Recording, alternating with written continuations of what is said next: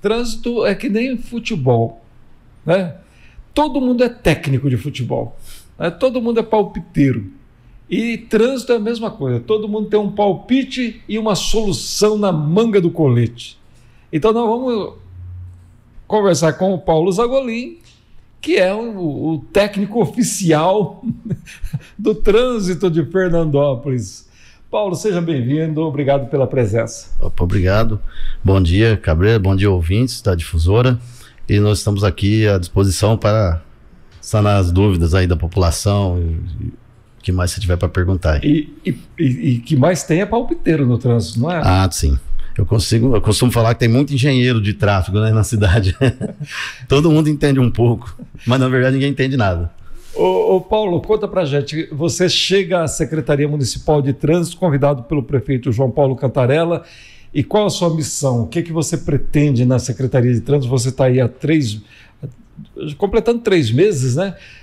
Um tempo curto ainda. O que é que você está buscando nesse momento aí em relação ao trânsito de Fernandópolis?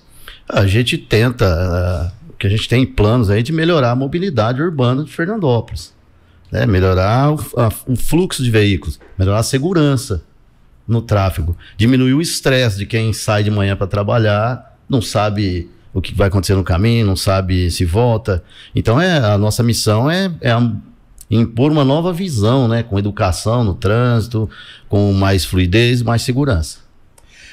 E você, pelo que você já levantou até agora, né? A gente viu aí, acompanhou alguns estudos que você fez em loco, estudos realmente de campo, né? O que você constatou até agora? A gente tem verificado através de estudos, né, que existem muitos gargalos, e alguns deles crônicos, difíceis até de solucionar, sem investimento.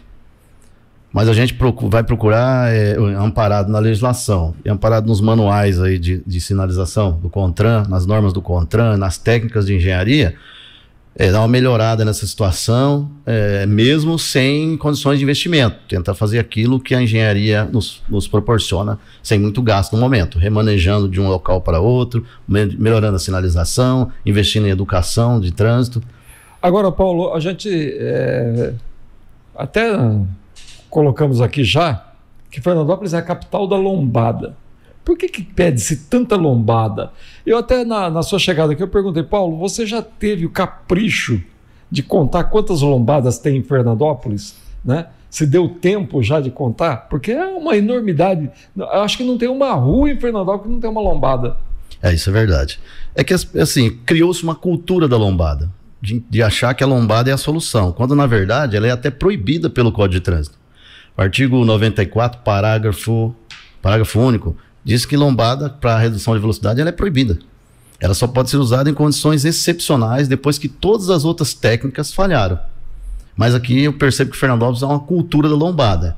A gente chega todo dia a solicitação para, coloca uma lombada aqui, coloca uma lombada ali, mas a lombada, ela, de acordo com o Manual Brasileiro de Sinalização Urbana, volume 4, a lombada ela precisa ser precedida de estudo técnico. E lá, inclusive, tem um padrão para ser feito esse estudo. Não é um estudo aleatório, não é aquele estudo que o pessoal fala de Facebook, não. Ele tem que ser feito mesmo na prática, tem que ser vistoria no local, e é preciso que seja monitorado depois se aquilo solucionou o problema. Então não é tão simples assim. Além do mais, a lombada demanda gasto com material que hoje a gente já está fazendo falta para outras atividades, como reconstrução do leito asfáltico, dá para buraco. Então quer dizer que nesse momento aí, lombada nem pensar. A gente estuda todos os casos. Sim. Né? Mas no momento é bem complicado. Nós saímos de 2017, acho que salvo engano, 60 e poucas lombadas, e chegamos com 450 em 2024. Como se diz, com margem de erro para mais, né? Com margem de erro para mais, exatamente. E além disso, algumas instaladas em locais irregulares, muito próximos à esquina. Enquanto que o CONTRAN determina que lombadas tem que estar no mínimo 15 metros da via transversal, do meio-fio da via transversal. Então muitos estão em esquina, algumas estão inclusive interceptando fluxo de água pluvial, a forma como que um barramento espraia água para as calçadas e residências laterais. Então tem muita coisa para ser revista, e nós estamos em março ainda, né? Tá difícil ainda de... Nesse cenário aí de tantas lombadas, né? você já começa a elaborar algum plano de substituição, ou seja, de tirar essa quantidade de lombadas que são, como você disse, a própria legislação só permite em caso que as outras possibilidades não deram certo. Você já tem algum planejamento aí, eu diria até de longo prazo, né, para se pensar nisso? Exato. Até porque algumas lombadas estão em locais que são rotas de socorristas. Essas a gente tem que priorizar a substituição delas por outras técnicas de controle de velocidade ou de segurança viária. Uma delas é a lombada eletrônica.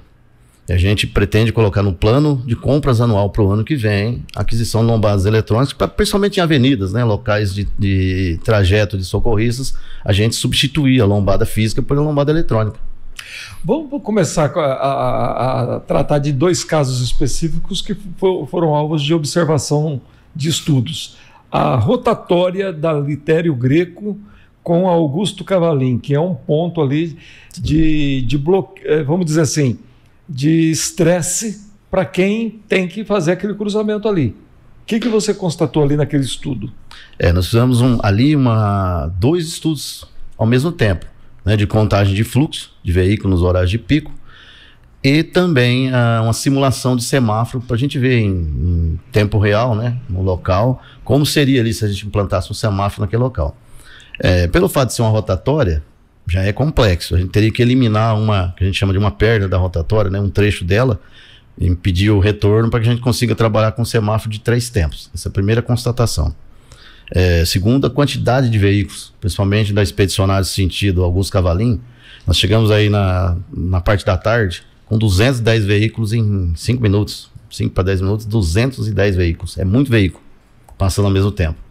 Então a gente, na simulação que a gente fez de semáforo no local, a gente percebeu que trabalhando com 30 segundos de semáforo de 3 tempos, um para quem vem ali do shopping, vem da DEASO, outro para quem vem da Augusto Cavalim e outro tempo para quem vai da Expedicionários, sentido Augusto Cavalim.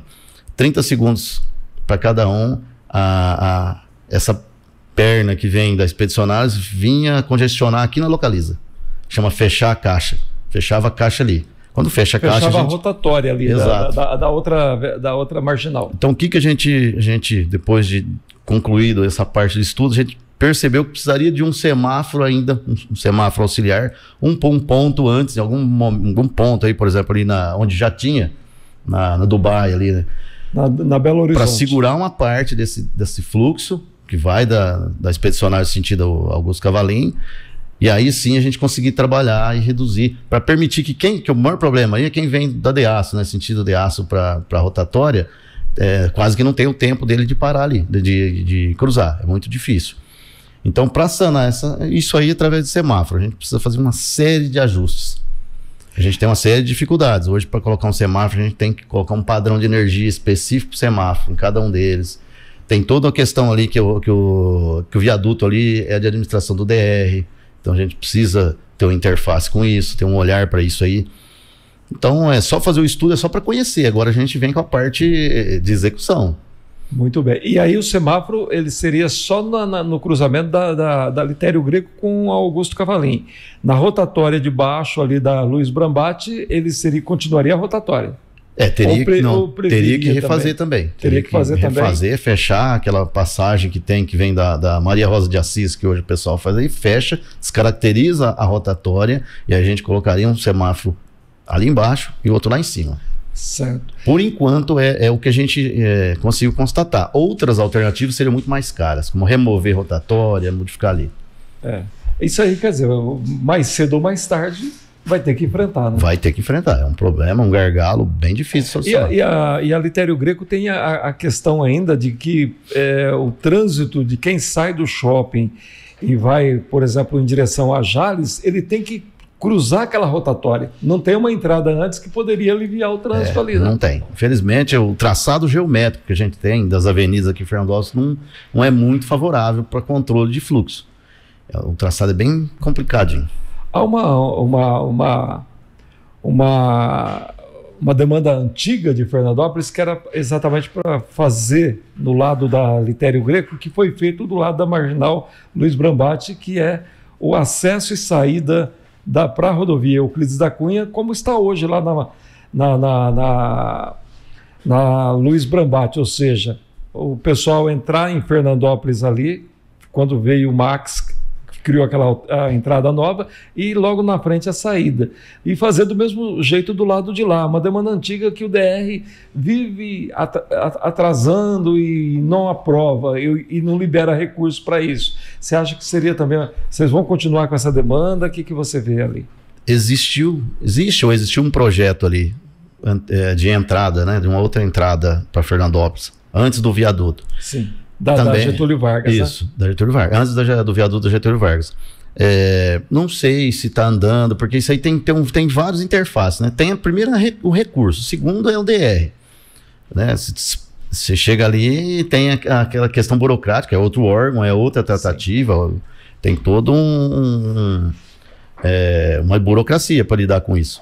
É uma obra bem complexa. Não é uma obra da Secretaria de Trânsito, né? É uma obra já que envolve outros órgãos. Muito bem. Agora, vocês estiveram também na Sergipe com a Eurípides José Ferreira. E a Sergipe, por conta de dar acesso a 2 escolas aqui em cima, ela também tem os seus gargalos no horário de pico, né? De entrada e saída dos alunos. O que você observou ali? Sim, não só escolas, mas quando se instalou a prefeitura, mudou o passo municipal para o local que está hoje, também se gerou um polo atrativo de tráfego ali. Porque então, a Sergipe passou a ser via preferencial de acesso para o centro. Exatamente. Então tem realmente um fluxo grande que demandaria ali talvez um semáforo também. Nós temos, o pessoal sempre fala da rampa ali, né? Mas quem vem ali é a rampa, se for um caminhão. A rampa que eu calculei ali através do levantamento topográfico, ela deu 7,6%. O que significa? Significa que a cada metro que você anda na horizontal, você baixa 7,6 centímetros na vertical. É permitido, porque o manual de referência para nós é o manual de projeto geométrico do DENIT, que ele fala ali de 8 a 12% como a rampa máxima. Então, se a gente tem 7,6, tudo bem. Um outro problema ali é que quando você vem na Sergipe, chega no cruzamento com a Eurípides José Ferreira, tem um muro do lado. Sim. E aquele muro... Obstrui a visão. Obstrui a visão. Faz com que o condutor ele tenha que passar por cima do par e avançar um pouco ainda para conseguir ver. Esse é um problema que delimita o nosso raio de ação, né? Melhoria de sinalização, alguma coisa, talvez não resolva isso. Demolir não tem, no momento é impraticável. Talvez a resolução seja um semáforo mesmo. Nós não concluímos esse estudo, nós estamos ainda em fase de avaliação. Além disso, ontem, nós fizemos também um estudo na Paraíba com a 4. Tem muita reclamação ali. Também. Porque tem o pessoal que faz o retorno, para no meio. Quem vem da Paraíba e quem entrar ou cruzar a 4, para no meio. E aí quem tem que passar quase que não tem espaço, né, na 4, que já é bem estreito ali. A gente está na fase inicial desse estudo. A gente observa que, na verdade, a Avenida 4, exatamente pelo canteiro central ser bem estreito, praticamente obriga a ter semáforo em quase todos os cruzamentos. Exato. Né? O pessoal fala também ali, mas talvez o semáforo da Paraná com a 4 não fosse necessário. Ali há o mesmo problema da Sergipe, só que da esquerda. Quem chega na Paraná, chega na 4, ele tem um muro também ali. É que antigamente se construía sem o recuo, né? Então o muro faz uma quina e aquilo impede a visibilidade. Mesma coisa, teria que avançar sobre o páreo para conseguir ter visibilidade de quem vem na 4, e isso poderia ser a causa de acidente. Vocês retiraram o semáforo da Duque de Caxias, né?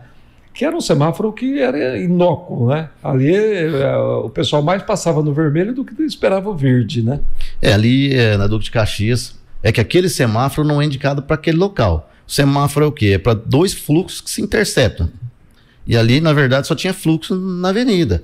O tempo de ciclo que a gente fala, para quem passa na rua que intercepta a avenida ali, não lembro o nome, Manuel dos Santos, se não estou enganado. O tráfego ali tinha vários ciclos vazios, que não passava veículo. Agora, você imagina, por exemplo, à noite, uma senhora que trabalha no supermercado, no mercado, sai à noite, num dia de frio, sozinha, para ali e tem que ficar lá vários minutos, vários segundos esperando não passar ninguém, não passa uma mosca, como se diz na linguagem popular. E às vezes o risco de você estar naquele cruzamento e o pessoal falar, não está passando ninguém e cruzar alguém ali na hora. Né? Então é um semáforo, de fato, como você falou, inócuo. Eu cheguei até, na época, quando se instalou esse semáforo, a sugerir aqui que fizesse a inversão da mão de direção do semáforo, ao invés de controlar o trânsito que vinha do Birajara, mas do Jardim do Trevo, exatamente para permitir que o pessoal que viesse do Trevo pudesse fazer uma conversão segura no sentido cidade, não tivesse que parar no meio do canteiro central para fazer a conversão à esquerda, né? Mas ficou daquele jeito, e daquele jeito que estava lá, realmente não tinha função. Ali a reclamação que está tendo agora é a questão do pedestre, né? A pessoa fala, mas o pedestre? Falando que aquele semáforo não é um semáforo indicado para pedestre, o semáforo para pedestre é outro. E a gente pode incluir isso aí em uma tentativa futura, né, de adquiri-lo, melhorar a sinalização, que lá tem bastante visibilidade. Melhorar a sinalização com lombofaixa, algo assim, para pedestre está no nosso radar. Fazer. Muito bem. A gente sabe que aqui em Fernandópolis, a gente está tendo, nos últimos 8 anos, mais ou menos, tivemos muito remanejamento de semáforo. Né? Remanejamento. Mas semáforo novo, comprado pelo município, foi antes de 2016. Né? Qual é a tua... O semáforo é um equipamento relativamente caro. Um semáforo de 2 tempos, a gente fez uma cotação em torno de 140, 150 mil reais instalado. Instalado já o equipamento, instalado. Mas é caro, né? É caro. E o de 3 tempos passa de 200 mil reais. Isso sem falar a questão se você tiver que remover uma rotatória, readequar ali o local para colocar o semáforo. Então aí a coisa passa muito, chega próximo de 1 milhão. Então, quer dizer, são procedimentos caros. E nesse momento... Por isso que se remaneja de um lugar está sendo menos utilizado, menos útil, para um local que seja mais necessário. E a gente vai trabalhando dessa forma. Um dado aí que talvez o munícipe não saiba, né? Mas nós temos semáforos aí, cada semáforo deveria ter uma controladora. Nós temos semáforos que estão em linha aí, 3 semáforos numa controladora só.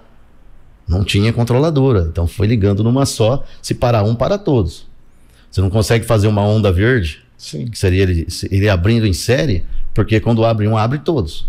Então tudo na controladora. Agora a gente colocou no plano para comprar controladora.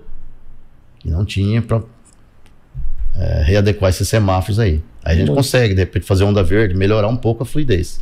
Muito bem. De imediato é socorrer as emergências, né? Aquilo que dá para fazer sem dinheiro, né? Sim, sim. E a gente também tem a questão da sinalização. A gente notou que tinha bairros aqui que nunca recebeu nenhuma sinalização. O Wilson Moreira era um deles.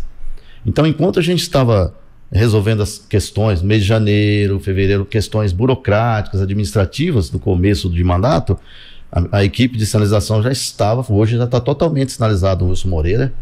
A gente tinha placas de rua de alguns bairros que estavam abandonadas. A gente preparou elas e está colocando. Então a gente vai fazendo também essa parte, principalmente em periferias, onde não tinha a gente viu que faltou um olhar para aquilo na questão de trânsito, a gente vem fazendo isso também. A gente nota também, Paulo, que Fernandópolis está muito deficiente também na sinalização de direção, de indicar caminho, de indicar locais, né? Fernando, quem entra ali pela rodovia Euclides da Cunha, pega a marginal, a primeira informação que ele vai ter vai ser na rotatória. Né? Aí ele pega a Avenida Expedicionário, muito pouco placa de orientação, de direção. Né? Fernandópolis está há muito tempo sem ter um plano, um investimento alto nesse sentido aí. Exatamente. Né? Você deve estar falando placas indicativas. Aquelas placas azuis ou verdes. Isso, aquelas placas que indicam, por exemplo, onde fica o fórum, onde fica o estádio, o semáforo, o velório, Santa Casa, fórum, prefeitura, né? Estão desatualizadas. Totalmente. Na verdade, algumas estão bem ilegíveis, outras já estão desatualizadas, precisa ser revista. A gente tem isso no cronograma. Só que é um cronograma assim, bem demorado, né? Porque às vezes você precisa desligar a energia para colocar, precisa de caminhão Munk, porque elas são colocadas na parte mais alta. A gente tem isso em planejamento. né? O investimento também, porque algumas placas a gente consegue recuperar. O que a Secretaria de Trânsito? Ela tem um setor lá no Almoxarifado que ela faz recuperação de placas. Placas antigas, placas que estão tortas, a gente consegue recuperá-las e pintá-las e utilizar novamente. Se chama reutilização, né? Envolve até a questão ambiental. A gente vê cidades da região que usam, principalmente em grandes avenidas, exatamente aqueles pórticos com placas que indicam várias direções, inclusive com orientação turística também, né? Interesse, está no radar aí esse tipo de projeto também? Sim, também. Com o tempo a gente vai fazendo isso tudo. A gente vai socorrer primeiro as questões críticas do trânsito, mas sim, a gente tem planejamento de fazer isso, de melhorar isso. Inclusive em parceria com a Secretaria de Cultura e Turismo. Certo. Eles têm nos indicado placas de turismo que seria necessário e a gente está estudando isso. Ou seja, Paulo, tem muito serviço, né? Muito serviço. Tem que arregaçar as mangas. A equipe é pequena. Apesar de pequena, eles se desdobram, né? A gente vê o pessoal trabalhando na rua aí, final de semana, a gente vê o pessoal trabalhando à noite, às vezes vira à noite trabalhando, em alguns casos precisa sinalizar com urgência, apoio aos socorristas. A secretaria, o pessoal se desdobra para fazer tudo, com a equipe pequena. Mas está indo bem, o pessoal é bastante dinâmico e dedicado. Mas a gente tem aqui em Fernandópolis também, Paulo, sempre aquele pedido assim: rapaz, mas botaram mão única na minha via lá e eu tenho que dar uma volta porque um quarteirão ali não tem jeito de fazer mão dupla. Sempre estão pedindo aí, ou um vai e volta, né? Coloca mão única, depois volta para mão dupla, aí põe mão dupla num determinado trecho e daí para frente a mão única, vira aquela miscelânea. O que você já observou disso aí em Fernandópolis? Tem muito disso. Tem muito disso aqui, principalmente nas modificações que foram feitas na Avenida Líbero de Almeida e Silvares, aí aquelas locais, né? Muitas foram invertido o trânsito, outras foram invertida a mão de trânsito apenas numa parte. E isso a gente tem até uma solicitação pessoal do prefeito para a gente estudar bastante afinco essa situação, né? Ver o que a gente pode fazer ali para melhorar isso aí, resolver essas questões. Tinha pessoas que tinham comércio lá na ponta, que dependia da mão ir naquele sentido, aí inverteu-se a mão e agora ele não tem que dar uma volta para o próprio local de trabalho. Tinha um pessoal que vinha, tem muita reclamação disso, que vinha pela Avenida da Saudade e chegava ali, eu não sei se é na 17 qualquer, eles viravam à direita ali, então desafogava onde é a Purina, que é um outro problema ali naquela confluência, e saíam direto na Líbero. E hoje está invertida a mão. Então a mão vem em vez de ir, e aí ele é obrigado a ir ali na rotatória ali da Purina. É um problema. Então a gente está estudando isso. Está vendo de uma forma segura de fazer isso. Até porque não é muito fácil agora, uma reforma que foi feita recentemente na avenida, você ir lá e desfazer aquilo, investir o dinheiro público, e agora nós vamos investir dinheiro público para desfazer. E agora tem que fazer de maneira técnica. Técnica para que aquilo fique seguro, fique bom, né, fique funcional e não precise mexer depois. Agora, tem muita pressão política também, né, Paulo? Para muita mudança aí que é feita, né? Na verdade, assim, eu não digo que é pressão política, mas é necessidade da população e acaba cobrando o político que está mais perto dele e ele acaba nos cobrando. Isso é normal, é natural, né, de uma democracia. Agora, a gente sabe que todo mundo quer ter, assim, vamos dizer assim, a comodidade, ele olha para a dificuldade dele, mas o trânsito tem que olhar o todo, né? Tem que olhar o todo, de forma holística e pensando não, né, de forma assim, individualmente. Você tem que pensar de forma coletiva. Vai desagradar alguns, mas vai beneficiar a maioria. É assim que a gente tem que começar a pensar, no coletivo. E a segurança também, né, Paulo? Claro. Fundamental no trânsito. Mobilidade e segurança. Nós estávamos falando da rotatória lá da Litério Greco, e tem aquele problema de grande fluxo de caminhões, ônibus, veículos pesados que ocupam inclusive parte do estacionamento da Marginal Litério Greco ali entre a rotatória e a Casa de Portugal, que já foi objeto inclusive de muitas polêmicas, né? Você já está com o problema na mão. O que vocês estão pensando ali? Quando a gente assumiu, eu já sabia desse problema. E logo no início a gente deu uma monitorada no local, ver se realmente correspondia à realidade, que tinha veículos ali estacionados sob passeio, outros até parte do veículo sobre a via. a via ali, uma marginal, já não é muito, não tem muito espaço, ela já é um pouco estreita. Então esses veículos, realmente, a gente confirmou que as denúncias tinham fundamento. Mas assim, em vez de partir para a questão punitiva, porque muita gente fala, vai lá e multa, questão punitiva, a gente partiu para uma questão de tentar solucionar permanentemente o problema. Então, em parceria com a Secretaria de Desenvolvimento, o secretário Berti, uma pessoa fantástica, né? Um rapaz bastante dinâmico, a gente propôs que talvez fosse o caso de a gente conversar com esses proprietários de oficina ali e ver o que seria favorável. Quem sabe a prefeitura oferecer um outro espaço maior para eles, num local em que não gere esse tipo de problema, que não é interesse deles também. Né? E a gente teve uma boa receptividade por parte dos proprietários ali, no sentido que eles falaram até isso, era um sonho antigo nosso, que nós estamos felizes de você estar aqui nos propondo isso. Porque na verdade você vai buscar uma solução definitiva, né?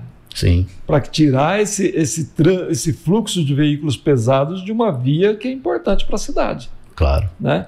Claro. E que hoje quem tá antes da rotatória ali e quiser sair para a rodovia tem que obrigatoriamente cruzar aquele trecho. Tem que passar lá. Não tem outra alternativa. Então a ideia é essa, já está em trâmite isso.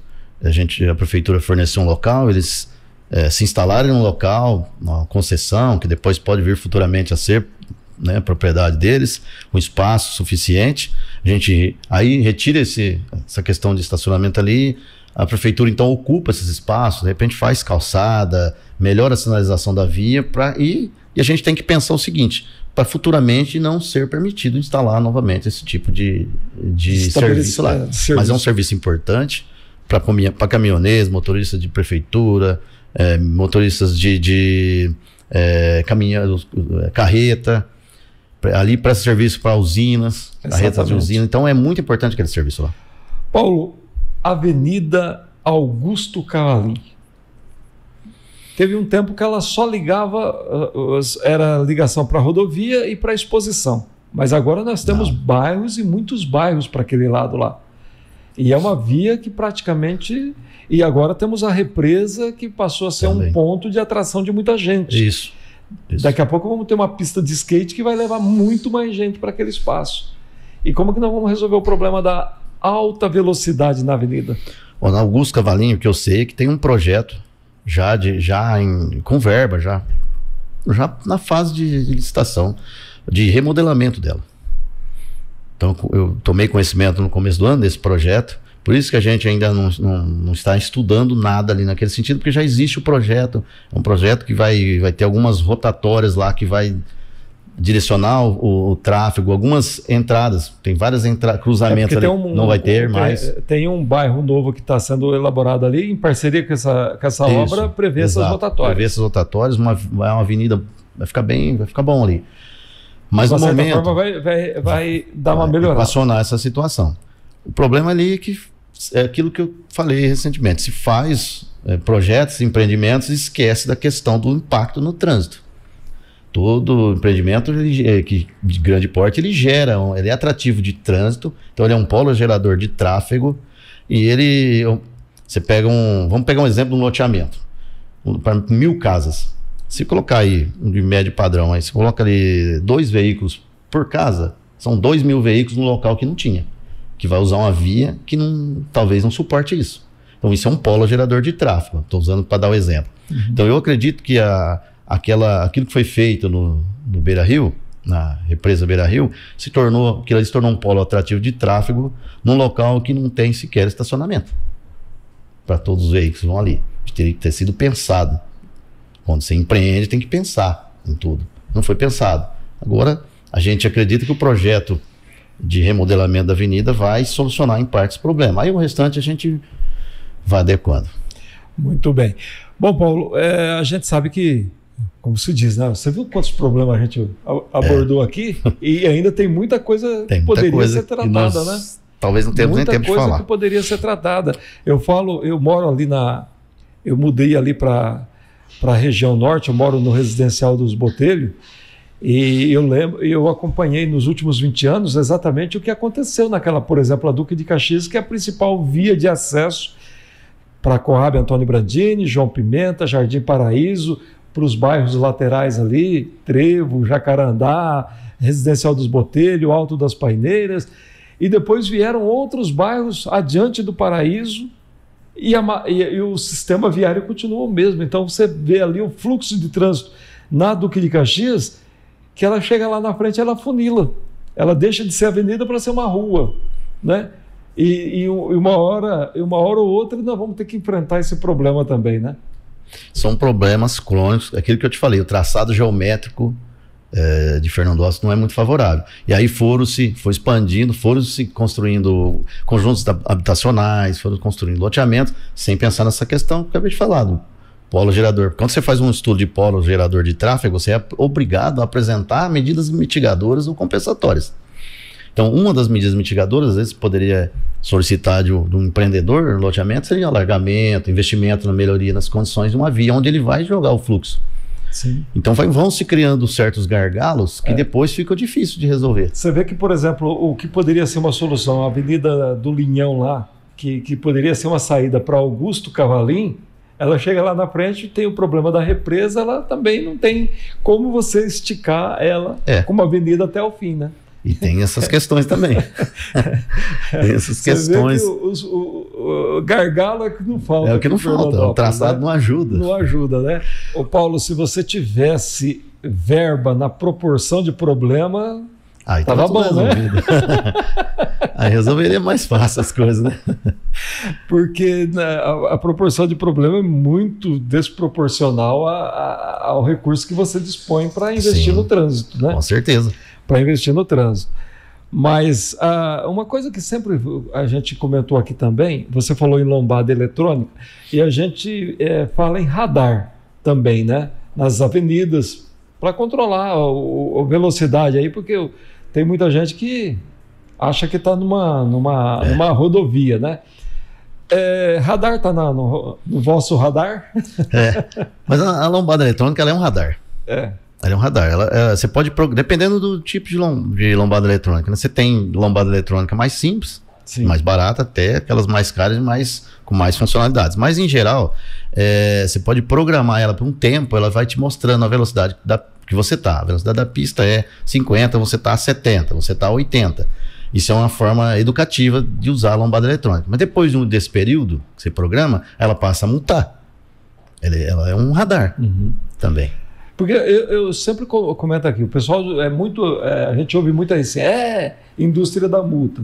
Indústria da multa se você não cumprir as regras de direção numa cidade que todo mundo tem que circular com segurança.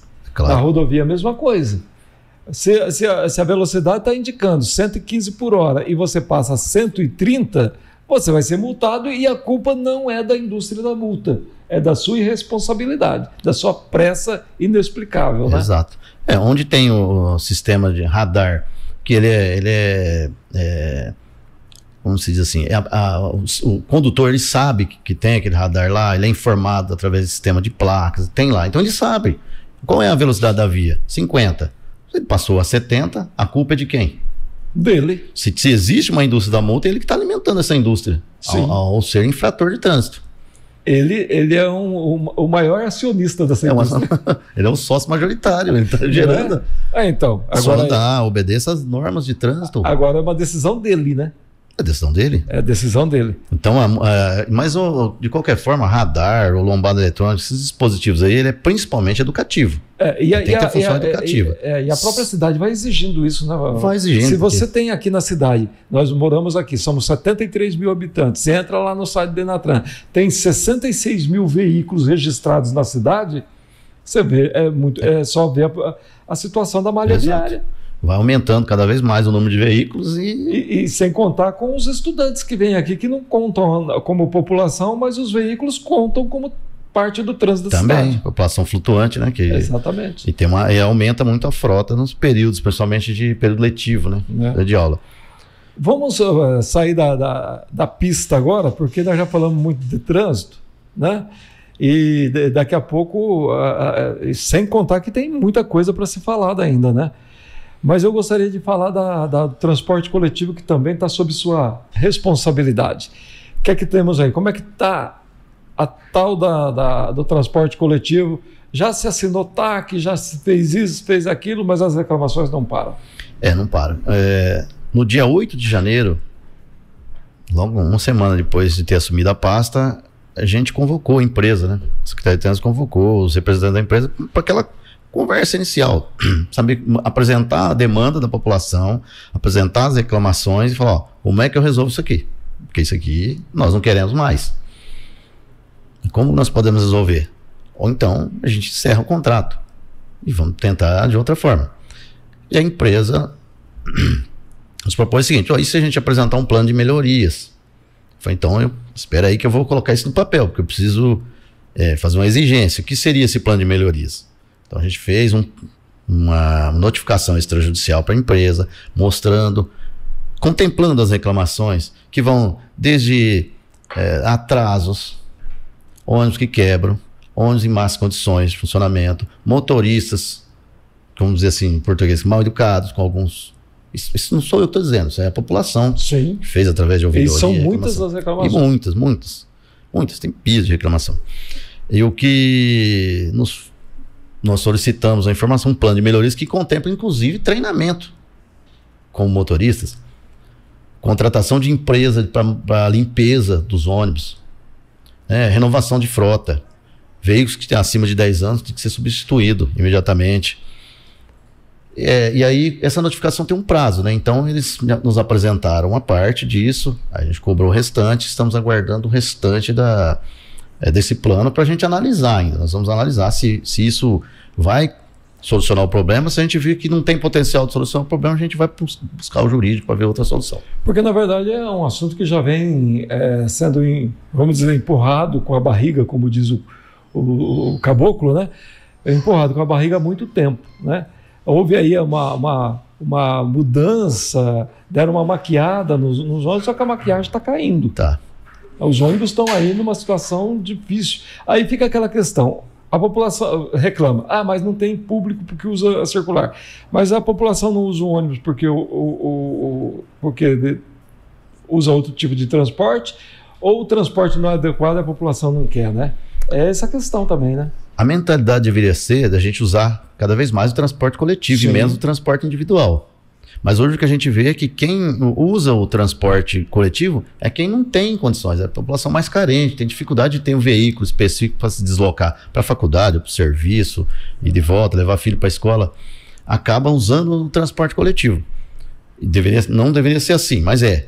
E essas pessoas têm mais dificuldade. Se um veículo, se um ônibus quebra e não tem um plano de contingência, porque uma das solicitações foi essa, para que rapidamente seja substituído o transporte, ele vai perder o dia de serviço, ele perde compromisso, não tem outra forma. E fora que também a questão, não existe uma regra assim para garantir que você tenha uma rotina de horários que te garanta você chegar no trabalho, né? Pois é, ele precisa ter. Quem usa esse transporte precisa ter um compromisso da empresa de que ele vai cumprir esse itinerário. Mas, assim, já deu, pelo plano, já deu uma melhorada na questão dos itinerários. Sim. Só que a gente cobra de uma forma, eu costumo dizer assim, que eu não tenho um coração muito mole nessas questões. O coração não é muito mole, então a gente, tecnicamente, tenta resolver isso aí. Muito bem. Eu abri aqui o celular e tem uma questão aqui, ó. Área azul, cobrança injusta e indevida. Se acontecer qualquer coisa com o veículo, a área azul não se responsabiliza e são flanelinhas legalizados. Você tem tido muito problema com a área azul também? Ou? É outro problema no nível do problema da Jauense. 2 vesperos aí? 2 presentes que eu ganhei quando assumi a pasta. Mas estamos tratando da mesma forma. De forma que eu defendo o interesse da população. Obviamente que o proprietário vai tentar defender o interesse da empresa. Então, mesma coisa, apresenta um plano coerente, um plano que eu não tenha mais reclamações. E o representante da área azul realmente apresentou um plano consistente, um plano que, em tese, se praticado, se executado, ele funcionaria bem. Que seria, vou dar um spoiler aqui, porque ainda está para a apreciação do prefeito, mas só a substituição das monitoras, aquelas 20 e poucas moças lá, que o pessoal costuma dizer que elas só aparecem para multar, não acha. a substituição delas por um veículo monitor, um veículo guardião, o veículo vai passar monitorando os veículos que estão estacionados, e a substituição delas de treinamento para atendimento humanizado. Um totem em cada esquina da área azul, com um QR Code, onde você possa pagar por ali, né, fazer a aquisição do seu tempo de estacionamento por ali, com informação abaixo dele, se tiver dificuldade, um local mais próximo onde ele possa fazer a compra do ticket. A repintura do centro inteiro aí, que tá ruim, onde a área azul é compromisso da área azul, tem que fazer. Substituição dos parquímetros. A disposição no aplicativo de um ícone ali em que você clica e requisita 15 minutos de gratuidade. Qualquer um. Aqueles 15 minutos que se diz que tem, a gente não sabe se tem, vai ficar documentado que você tem. Esse é um detalhe importante. Fora questões aí relacionadas à auditoria e outras que eu não quero entrar em detalhes no momento. Porque, na verdade, é isso. Uma queixa que a gente recebe muito é essa multa de R$10. Né? Exato. Essa multa de R$10. Porque, você disse, né? A moça, a atendente, acha seu veículo irregular, mas você não acha ela para regularizar. Exatamente. Né? E a percepção que passa é a de que compensa para a empresa cobrar os R$10 do que cobrar R$2, sei lá. É a percepção que passa para a população, e com razão. E a população não tem esse sentimento, né? Tem esse sentimento. Aquilo que eu digo realmente... que esse serviço é para a população. Entendeu? É isso. Agora, a gente percebe realmente que são muitas queixas, né? O importante é que a gente perceber que há um enfrentamento de todas essas questões e cobrar de quem tem a obrigação de prestar um serviço minimamente decente para a população. Exatamente. E vamos além, não é minimamente, não é muito decente. Porque é um serviço que é pago. O serviço de transporte coletivo que a gente estava falando, por exemplo, tem a parte de subsídio que a prefeitura paga. Sim. Tem que prestar um serviço de qualidade. É o cidadão que está pagando. Mesma coisa a área azul, tem que prestar um serviço de qualidade. Ou então não interessa para a população esse tipo de contrato. Perfeitamente, você falou bem. Fala muito, muito assertiva. Sobre a rua aberta ligando a Praça do Santista com a Avenida Afonso Cafro, já está liberada? Aquela Avenida Borba Gato lá? Não, ainda está em fase de... Aquilo ali eu fui surpreendido com aquilo. Mas se fala aquela que sai em frente ao Proença ali. Isso. Eu fui surpreendido. Né? Ali era para ser uma via, ela é sinuosa, ela tem um declive acentuado e era para ser de mão dupla. Uma das coisas que, conversando com o secretário de obras, a gente chegou à conclusão que não pode ser de mão dupla aquela via. Porque senão você vai ter você vai ter um inúmero, risco muito grande de acidente ali naquelas curvas onde não tem visibilidade, não tem nada. Então, mas essa parte ainda ela está em fase de execução, não está liberada e não vai ser liberada com duas mãos duplas. Não vai ser, de minha parte não vai ser. Como secretário de trânsito, como autoridade de trânsito, entendo que aquilo ali é um risco enorme. Ela chegar ali naquela rotatória que já é problemática, já precisa de uma certa atenção. Certo. E na verdade talvez a mão adequada seria do bairro para a avenida, e não ao contrário. Isso. Do bairro para a avenida. Você pega a rampa subindo, né? E não descendo, que aumenta o risco de acidente. Aumenta o risco, exato. Né? Muito bem. Então tá aí, mais uma pergunta de ouvinte, né? Então não está liberado. Ainda não está liberado, né? Está em fase de execução ainda. Está em fase de execução, tem que iluminar também, né? Tem uma série toda uma série de obras de drenagem, ali. Tem muita coisa ainda para ser feita. Muito bem. Tem mais alguma coisa que o senhor gostaria de falar, secretário? Tem muita coisa a falar, né? Se fosse para falar, mas assim, eu peço que a população entenda, né, que a gente está no começo, a gente ainda tem tempo aí de programação para fazer, que não dá para resolver tudo em 2, 3 meses, talvez nem um ano a gente consiga resolver uma grande parte, mas a gente está encaminhando para resolver com bastante positividade. O importante é isso, né? É que, por exemplo, cada decisão que vai ser tomada vai ser embasada em estudos, na lei, olhando todo. O todo, exatamente. Olhando o melhor para a população e não individualmente. Isso, exatamente. Porque trânsito não é... também sem a questão só do interesse, não é a questão, é técnico, a questão técnica e legal. Sem interferência política, sem ingerência política na decisão técnica. Muito bem. A gente tem muitas questões aqui. O José de Oliveira Dantas coloca aqui, acho que as ruas até o quartel teriam que ser mão única de ponta a ponta, porque são estreitas para ser mão dupla, aquelas transversais, né? Que a gente já falou. A frota de veículo aumentou muito nos últimos anos e as mudanças terão que ser feitas. Sim. Tem que se adequar para poder garantir segurança para mais gente aí, né? Porque realmente a gente percebe que, acima de tudo, é isso aí. Eu tenho muitas manifestações aqui por WhatsApp, mas depois aquelas que não foram respondidas aqui na entrevista, a gente depois procura o Paulo para tratar desses assuntos. E o Paulo, ele sabe que aqui vai ser assim, ele vai ser um dos secretários quase com cadeira cativa aqui no programa, porque as cobranças são eternas. Eu estou à disposição, eu acho importante a população ser informada do que a gente está fazendo, porque às vezes não tem essa informação e falou, o secretário lá, não, a gente está fazendo, mas a gente não conseguir chegar até eles com essas informações, e a difusora está sendo fundamental nisso. Muito Acompanha bem. a gente nos estudos, tem visto nossos estudos, tem divulgado, isso é importante. E a gente vai estar aqui, porque afinal de contas a gente quer uma cidade organizada, né? Claro. Uma cidade em que todo mundo possa ter segurança. Você tem a mobilidade sem estresse, né? Sem estresse. Possa andar mais tranquilo nas vias. É verdade. Paulo, muito obrigado por ter vindo.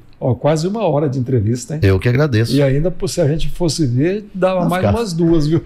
Passava a tarde e a noite. Muito obrigado e até uma próxima. Eu que agradeço.